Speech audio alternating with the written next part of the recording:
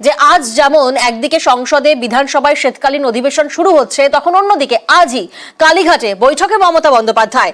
কালীঘাটে তৃণমূলের জাতীয় কর্মসমিতির বৈঠক রয়েছে এবং এই বৈঠকে সাংসদ বিধায়কের সঙ্গে বৈঠক করবেন তৃণমূল নেত্রী। আবির, আজ যখন আমরা দেখছি যে একদিকে শীতকালীন অধিবেশনে কেন্দ্রকে আক্রমণ করতে একাধিক হাতিয়ার নিচ্ছে বিরোধী দলগুলো, তখন অন্যদিকে আজ কালীঘাটে বৈঠক। এই বৈঠকের নির্যাস কি হতে চলেছে?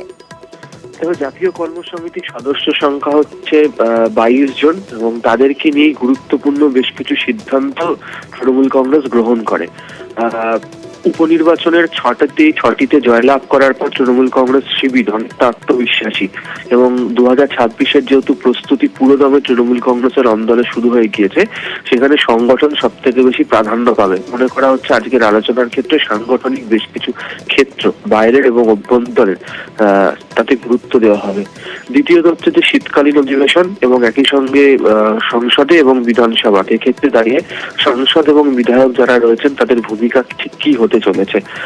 প্রথমত হচ্ছে যে ঝাড়খণ্ড এবং মহারাষ্ট্রের যে ফলাফল, সেই ফলাফলের প্রেক্ষিতে ইন্ডিয়া জোটের মধ্যে থাকা তৃণমূল কংগ্রেস জাতীয় স্তরে কি নীতি বা ভূমিকা গ্রহণ করে চলবে, কংগ্রেসের প্রতি কতটা চাপ তৈরি করবে। কারণ ইতিমধ্যেই প্রশ্ন উঠতে শুরু করেছে যে তৃণমূল যেখানে একের পর এক জয় নিয়ে আসছে, সেখানে কংগ্রেস শিবির ব্যর্থ হচ্ছে। এক্ষেত্রে দাঁড়িয়ে তৃণমূলকে উচিত কংগ্রেসের তরফ থেকে আরো অনেকটা বেশি জায়গা বৃহত্তর ক্ষেত্রে দেওয়ার জন্য।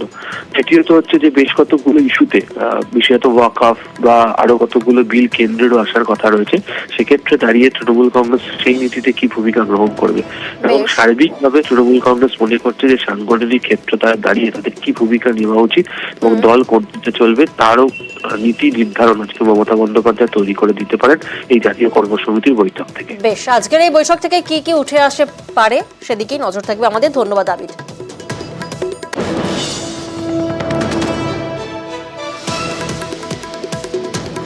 আজ কালীঘাটে বৈঠকে মমতা বন্দ্যোপাধ্যায়। কালীঘাটে তৃণমূলের জাতীয় কর্মসমিতির বৈঠক হবে, বৈঠকে থাকবেন মমতা বন্দ্যোপাধ্যায়।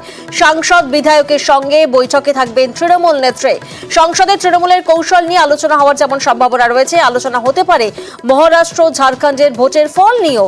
আমরা জানি যে আজই সংসদ এবং বিধানসভায় শীতকালীন অধিবেশন শুরু হচ্ছে এবং তার আগে আজকের এই বৈঠক অত্যন্ত গুরুত্বপূর্ণ।